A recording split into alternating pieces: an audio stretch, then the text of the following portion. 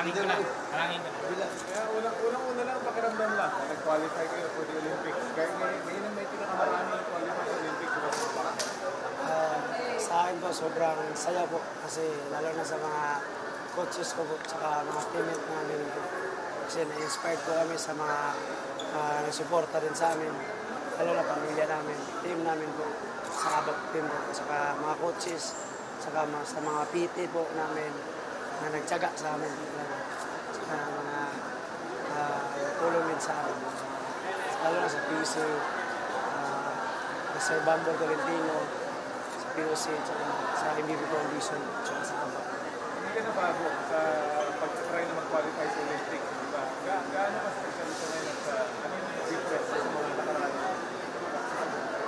Sobrang sobrang hirap yung pinagdaanan namin po. Start talaga po kasi sa akin po talaga yung na-injury po ako. Kasi na-discourage din po ako kasi paano ko i-handle yung injury ko po kasi masakit pa talaga. Hindi po siya talaga. Kasi malapit lang yung mag-injury ako sa Italy. Kadikit lang yung month po na lalaro ako sa bangko. So, nag-isip ako po paano i-handle talaga yung mindset.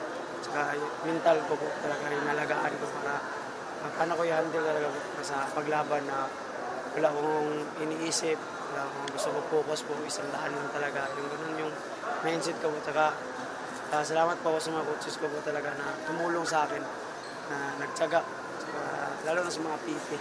Pero nung nakita mo yung lineup ng mga kalaban mo, napapagpilala mo ba? O Siyempre, kilala mo? sa akin po, siyempre, tao lang po ako, nakakabahan din po. So, mas better na medyo may kaba ka po kasi lumalabas yung diskarte mo kung paano mo gagawin po. So, hindi lang puro tapang. So, doon ko po yung, siyempre, sobrang dami namin po eh. Imposible, mag-middle pa kami o matatalo kasi lahat po kami, ensayado nandun po eh, operado. Kasi last na po yung qualifying po. So, busan talaga. So, hindi namin nag-expect po na gano'n mangyari na makukulipay po kami. Lalo na talaga sa training namin siguro. Sa tiwala. Si Hershey naman, from wushu to boxing, ano ba yung adjustment yung ginawa mo?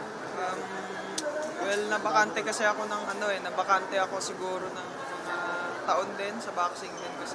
Pero usually, yun talaga ginagamit ko sa combat talaga. So, parang yun nga, ang adjustment ko lang is yung distance nga. Yan yung attempt na parang sisipa ako pag after ko ng combination.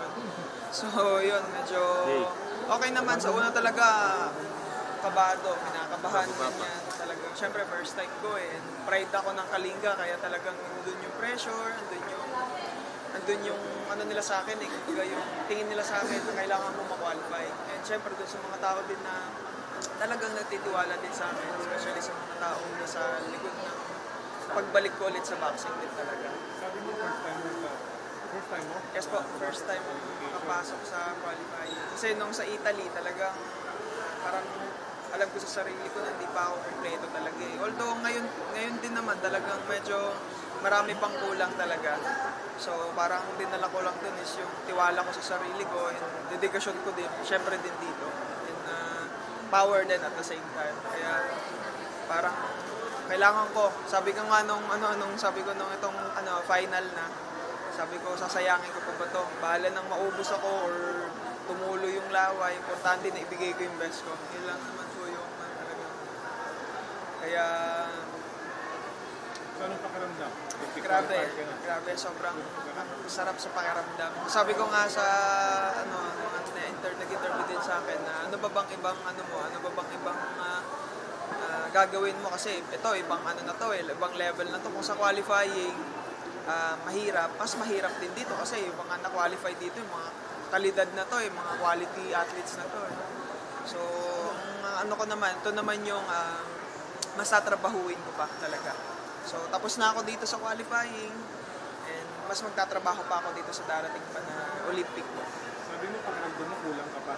Yes po, opo. So, ibig sabihin, naasahan ng mga Pilipino na mas malakas? Yes po, kailangan. Sa Paris? Yes po, kailangan ko mas may improve pa, footwork and mas timing, yung mga suntong kasi daming sayang. Stamina din kailangan. So, yun yung kailangan ko pag mas improve. Ngayon yung dalawa, ano mga susunod? Going to the Olympics. Ilang buwan na lang yan. Masabak ng Olympics. Walang pahinga. Siguro ngayon po, may risk kami na araw po para tapos yung mga bugbog namin, mag-relax din po. Lalo na yung pagod namin po.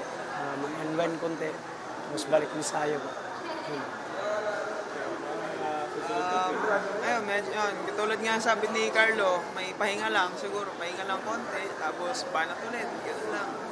Kasi ilang ano na lang ilang, kumbaga para sa amin, weeks na lang para i-prepare pa yung sarili namin para sa mga darating pang, sagupahan. Kasi hindi pa tapos kailangan tutok pa rin ulit. Hey, thank you. First time.